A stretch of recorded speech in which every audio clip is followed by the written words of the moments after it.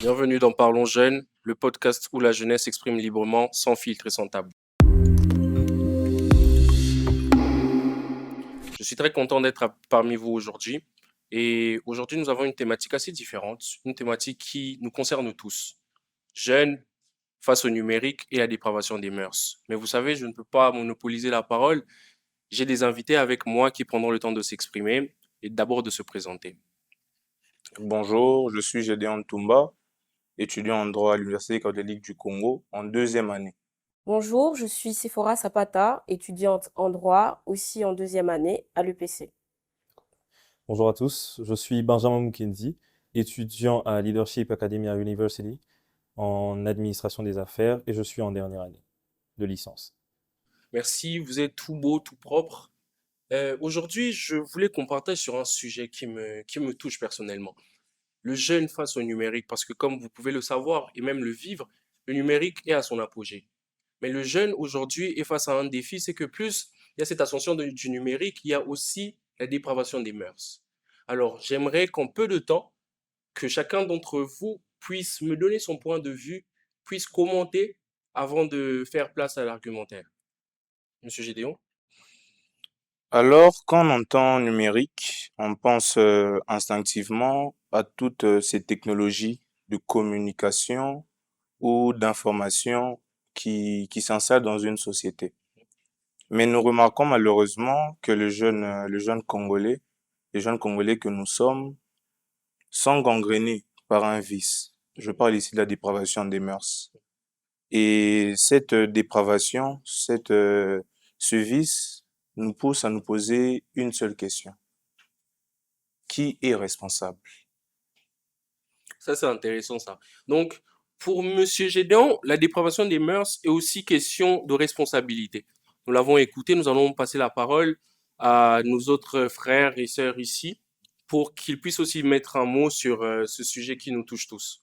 Madame Sephora. Alors, pour compléter, Monsieur Gédéon, je dirais que si on doit commencer à pointer les responsabilités, moi, premièrement, je dirais que c'est aussi la responsabilité des parents.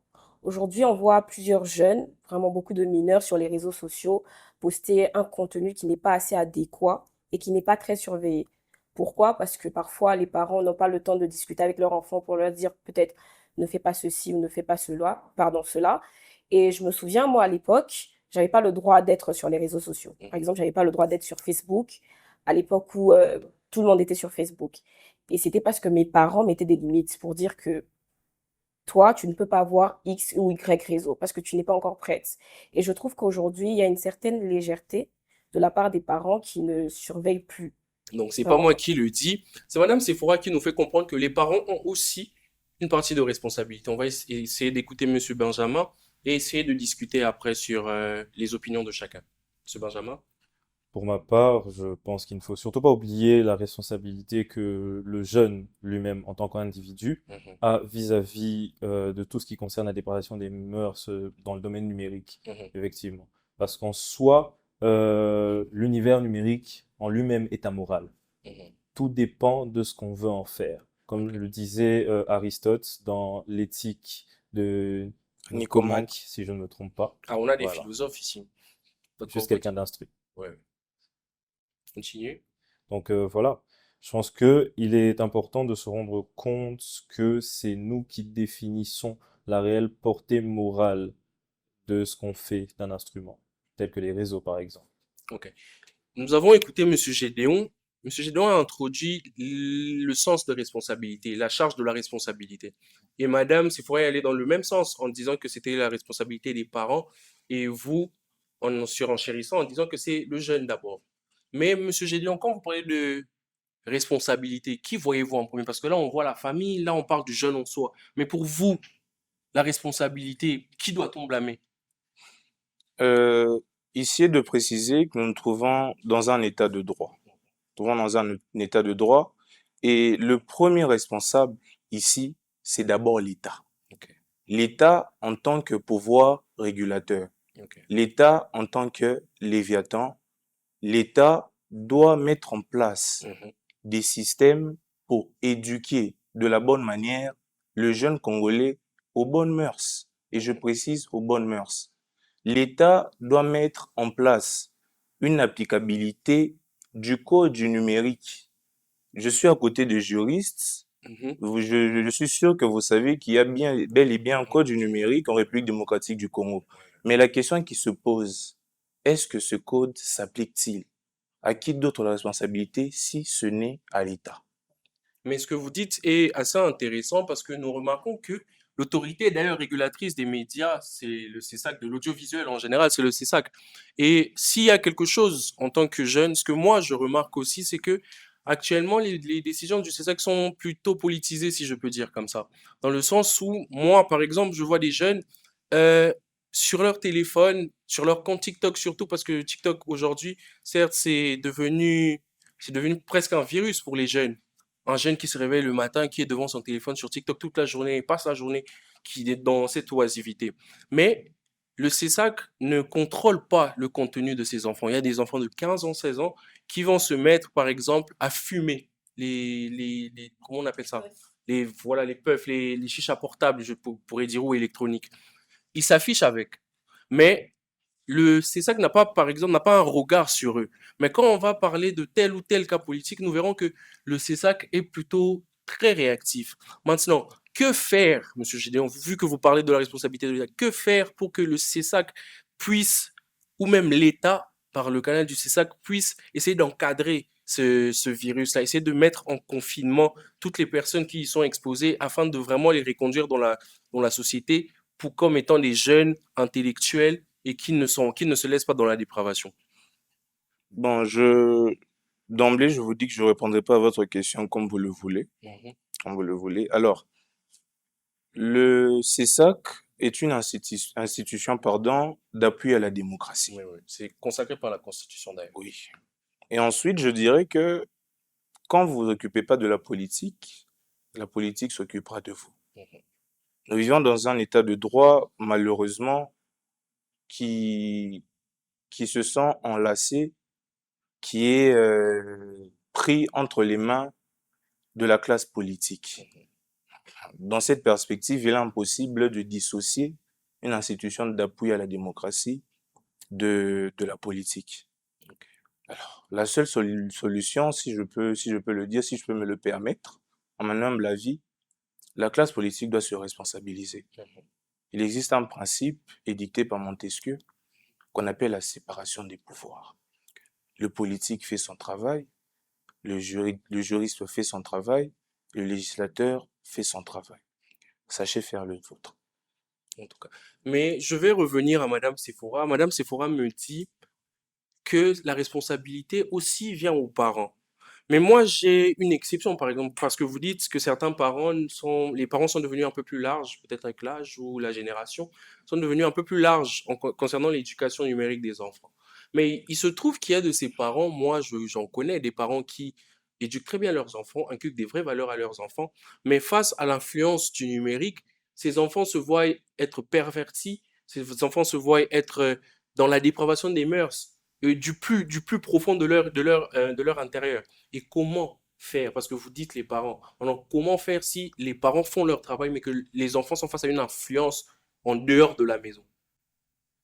Euh, Comme Gédéon aussi, je ne vais pas répondre peut-être d'une manière assez très structurée. Mhm. Je dirais qu'en ce qui concerne les parents, on a un petit problème en Afrique. Ok, C'est que l'enfant n'a pas son mot à dire. ok. Et les parents ne prennent pas le temps de discuter avec leurs enfants. Je me dis que si les parents avaient le temps de discuter de certains sujets qu'on traite de tabous, on allait éviter certaines choses. Ok. Aujourd'hui, par exemple, parler de sexualité avec ses parents quand on est adolescent, c'est quelque chose de considéré comme grave.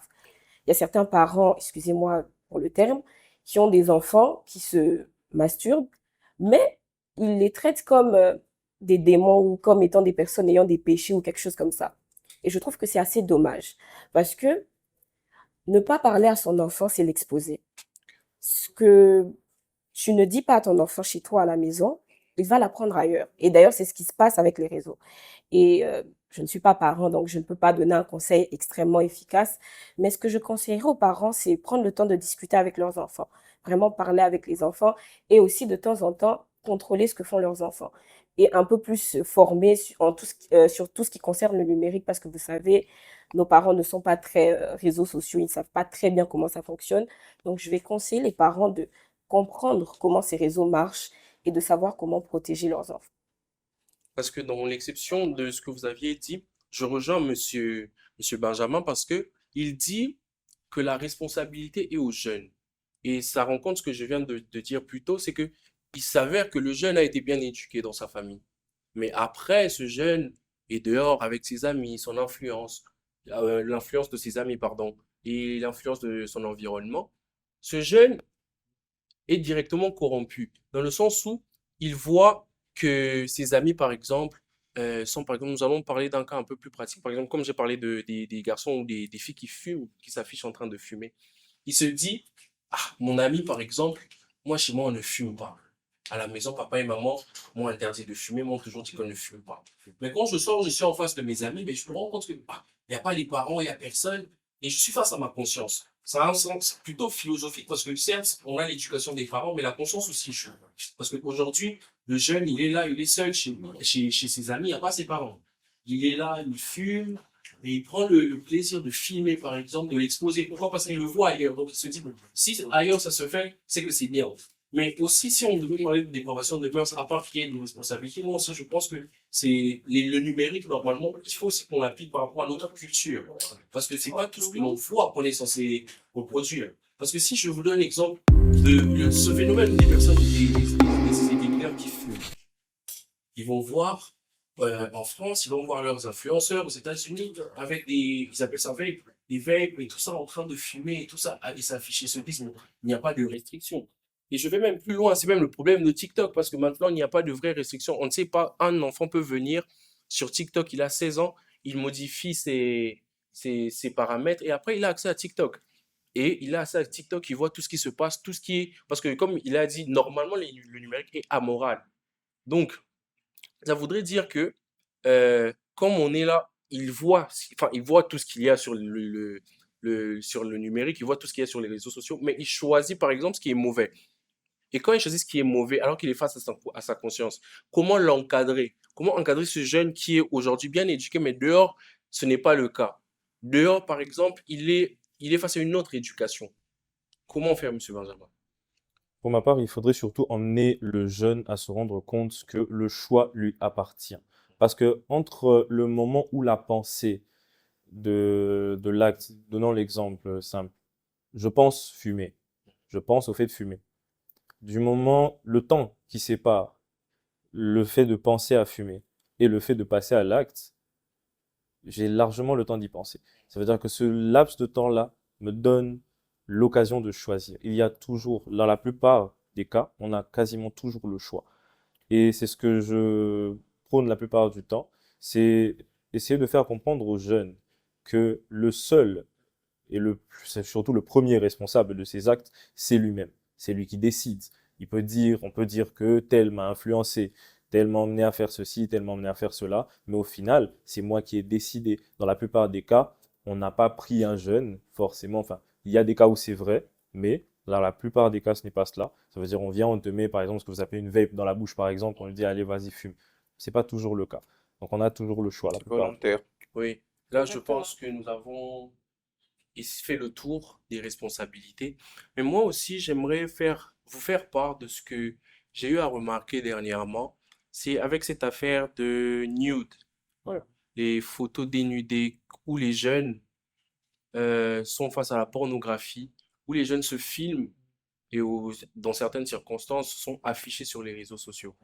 Et qui mettait en exergue, qui avait comme acteur des élèves mineurs qui ont pris le luxe, par exemple, de se filmer, par exemple, et, entre guillemets, selon certaines circonstances, l'envoyer à leur partenaire.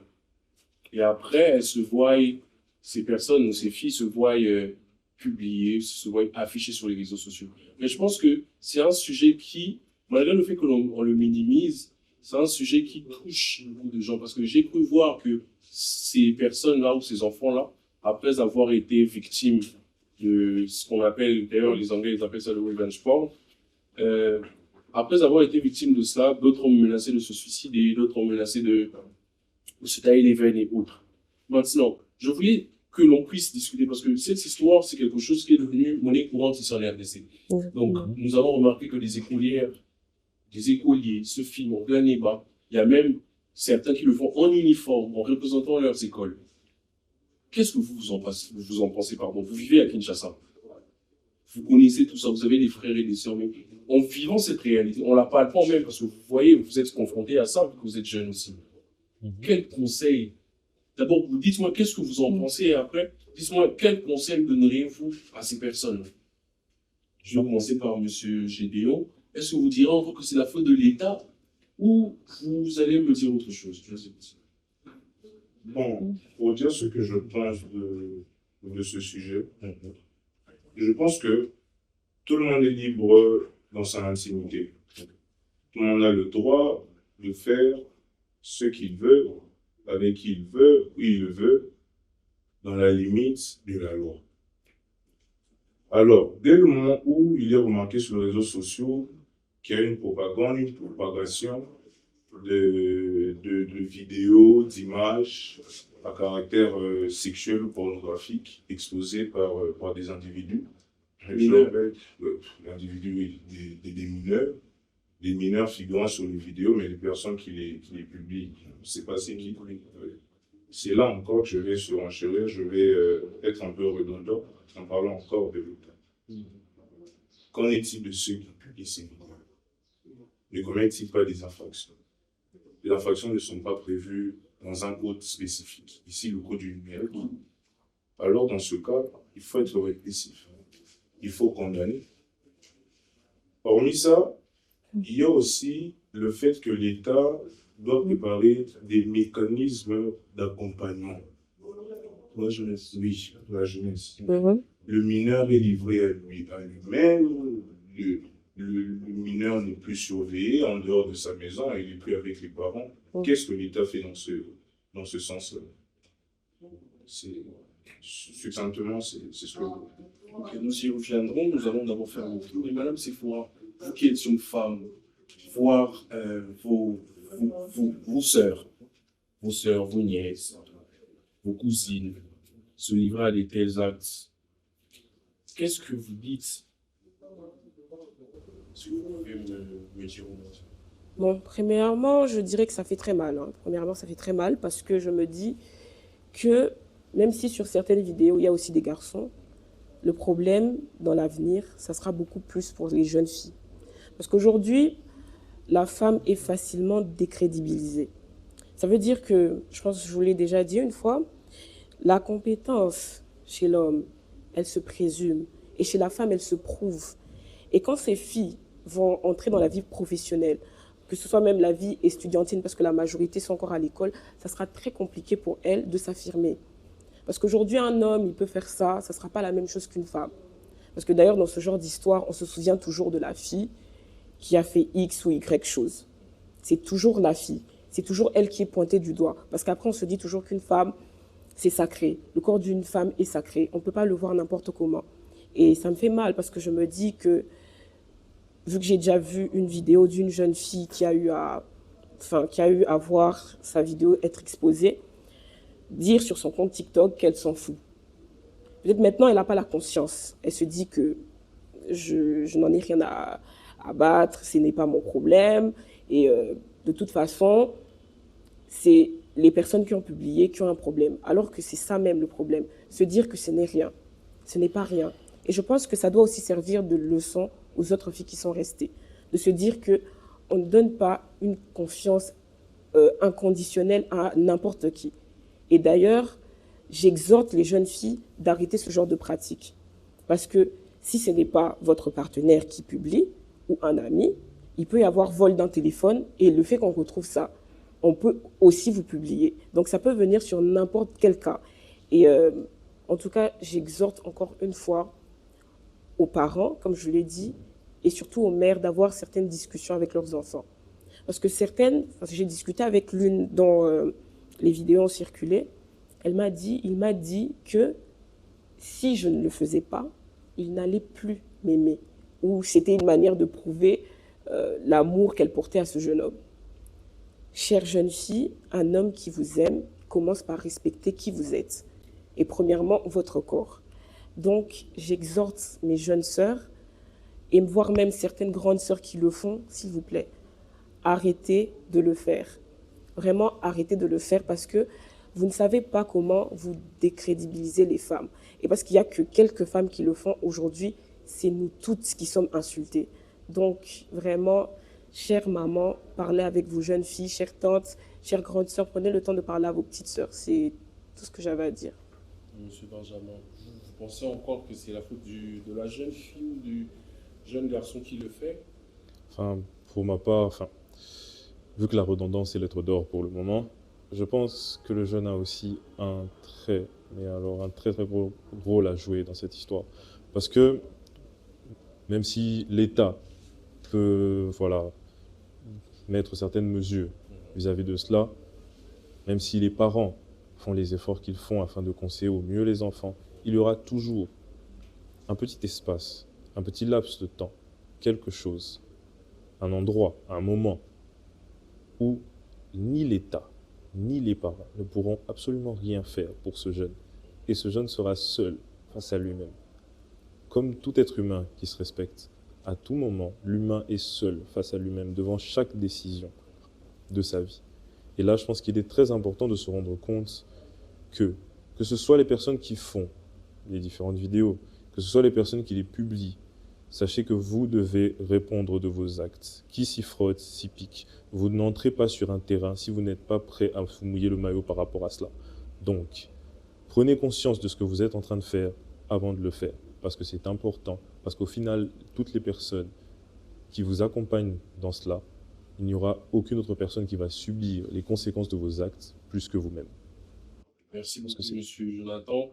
Et moi, pour rajouter une pierre à l'édifice, je dirais que jeunes, soyons consciencieux. Aujourd'hui, le numérique vous facilite beaucoup de choses. Vous êtes pour les recherches. Mais quand le but du numérique, ou le but d'ailleurs des réseaux sociaux a été détourné comme ça, vous devez être consciencieux. Consciencieuse aussi pour certaines. Parce que quand vous prenez votre téléphone, par exemple, vous filmez pour faire plaisir, comme Madame Sephora l'a dit, Madame Zapata, elle a dit, c'est pour prouver mon amour. Je ne pense pas que l'on peut prouver son amour en se dégradant d'abord, en perdant sa dignité en le faisant. Et aujourd'hui, vous dites, ok, je m'en fous, ça va disparaître, sauf que les réseaux sociaux, en même temps, ça vous aide à poster, mais ça vous aide à conserver. Vous allez vous retrouver aujourd'hui en face d'une carrière, peu importe laquelle, dans le droit, dans les finances, que ce soit dans la politique. Comment le prendrez-vous si aujourd'hui vos vidéos refaisaient surface? Comment réagirez-vous si votre fille tombait sur ces vidéos-là plus tard? Soyons consciencieux. Aujourd'hui, le numérique nous aide pour beaucoup de choses. Apprendre, être en contact. Mais le but du numérique a été plus d'apprendre et de communiquer. Le but du numérique n'a jamais été de salir. Et aussi, s'il y a quelque chose, je donnerai un temps de parole aux autres, c'est aussi la culture. Vous savez, nous sommes bantous. Cette culture de nude et autres, c'est des choses qui ont vu le jour dans l'Occident, si je ne me trompe pas. Effectivement. Je ne pense pas que nos parents ont connu cette époque où ils devaient prendre ils n'avaient même pas de téléphone. Mais soyons fiers de ce que nous sommes. Je vois beaucoup de jeunes filles le faire par complexe. Bon, elle l'a fait et puis son mec a aimé, ça veut dire que moi aussi, je dois le faire pour que mon mec aime. Non. Madame Sephora a parlé des parents. Aujourd'hui, on voit les parents parce que, certes, les parents ont fait leur travail. Les parents ont fait leur travail en tant que parents en donnant une bonne éducation. Mais aujourd'hui, comme aussi monsieur, parce que ici, tout se complexe. Et monsieur Benjamin qui dit, oui, les parents ont fait leur travail, mais toi, face à ta conscience, qu'as-tu fait? Penses-tu que ça donnait à tous ces plaisirs éphémères est une bonne chose? Et pour ne pas monopoliser la parole une fois de plus, je pense que je donnerai un temps de parole à chacun de mes invités ici pour donner un mot, un conseil pour la jeunesse qui nous suit. Alors, je vais commencer par Monsieur Toumba, qui va commencer et ainsi Monsieur Tsani. Alors, pour clore cet enrichissant échange, je dirais à la jeunesse que nous sommes que si ce n'est pas nous, ce sera personne. Nous devons nous responsabiliser, nous devons nous conscientiser. Ne marchons pas sur les traces de nos prédécesseurs. Soyons responsables. S'agissant de l'État, Mhm. je dirais de développer une volonté. Parce que tous les outils sont à cette disposition pour réprimer et pour restreindre toutes ces bavures qui se passent dans le monde du numérique. Donc, tout simplement. Et Madame Sephora, quel conseil donneriez-vous? Alors, le conseil que je vais donner, je vais un peu m'inspirer d'un poème écrit par Madame Simone Veil. Ce poème s'appelle Il restera de toi ce que tu as donné. Et ça, c'est beaucoup plus pour m'adresser aux jeunes filles. Ce que vous donnez aujourd'hui ou ce que vous montrez aujourd'hui, c'est exactement ce que les gens verront demain de vous. Et il est très important de faire attention à ce qu'on fait, à comment on se construit, parce que ça sera ça, notre futur. Et aussi, j'ai un petit message pour les parents. Je vous demande d'apprendre à être là pour vos enfants, psychologiquement. Vous êtes vraiment leur pilier. Et si vous ne savez pas être présent pour eux, ils vont très facilement se détourner. Donc, voilà tout ce que j'avais à dire. Et Monsieur Mukendi? Pour ma part, je pense qu'il y a un sujet sur lequel j'aimerais vraiment euh, marteler, on va dire ça comme ça, sur lequel j'aimerais marteler, c'est surtout, comment dire, la recherche illusoire d'un certain sentiment, que ce soit de l'amour, que ce soit par rapport à la réussite, que personne ne vous fasse croire que vous devez arriver à un certain niveau, que vous devez montrer certaines choses. Et là, je parle au-delà de tout ce qui est affaire de lieu ou je ne sais quoi. Ça veut dire que personne ne vous fasse croire que pour que toi, jeune fille, pour que tu puisses percer sur les réseaux, pour que tu sois entendu, il faut que, voilà, que tu te montres un peu plus. Ou que il faut que toi, jeune homme, il faut que tu fasses ceci, que tu fasses cela. Prenons conscience que nous devons nous servir de l'outil et pas être asservis par l'outil. Et c'est à partir de ce moment-là que nous pourrons comprendre que nous sommes les seuls et uniques responsables de notre destin. Merci beaucoup à mes invités. Et pour clore ce premier épisode, ce premier bel épisode, j'aimerais vous dire, comme j'aimerais surenchérir, comme les autres l'ont fait ou l'ont dit avant moi, soyons conscients de ce que nous vivons, soyons conscients de ce que nous voulons faire. Parce que quand tu veux faire quelque chose, surtout quand tu aspires à des grandes choses, faut t'en donner les moyens. Et pour ça, faut faire attention. Ne pas céder à certaines dépravations ou à certains détournements d'éducation. Merci de nous avoir suivis. Merci de nous avoir écoutés. C'était Grâce Tambage pour Parlons Jeunes, le podcast où on parle de nos réalités, de notre quotidien et nous proposons des solutions pour résoudre les problèmes, les maladies qui frappent notre jeunesse. Merci au studio GGH Communication pour ce bel espace et ce beau cadre pour que vous puissiez nous voir comme nous sommes là. À la prochaine. Merci.